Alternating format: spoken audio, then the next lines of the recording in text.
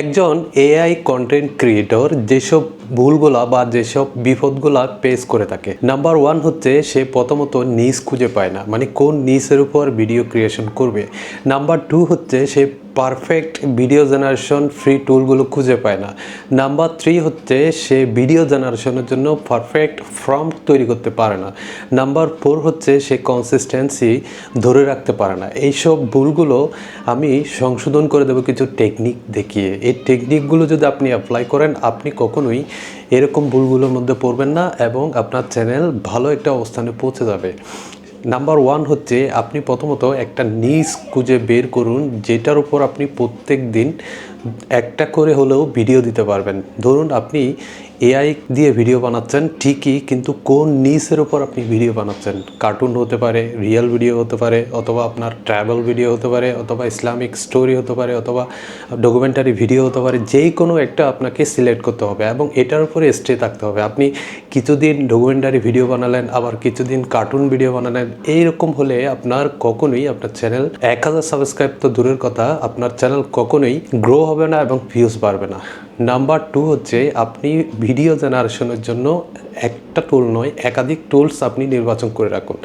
আপনি যদি ফ্রিতে জেনারেশন করতে চান, তাহলে আপনি আমার চ্যানেলে ফ্রিতে কিভাবে আপনার ভিডিও জেনারেশন করতে হয় এই ধরনের অনেকগুলো ভিডিও দেয়া আছে। আপনি সেখান থেকে ভিডিওগুলো দেখে ভালো একটা আইডিয়া নিয়ে কাজ শুরু করতে পারেন। নাম্বার থ্রি, আপনি যখন ফর্ম লিখবেন তখন আপনি জেমিনাই, চ্যাটজিপিটি, ক্লড আই, এই তিনটা এআই প্ল্যাটফর্মের সাহায্যে আপনি আপনার ফর্মগুলো লিখবেন।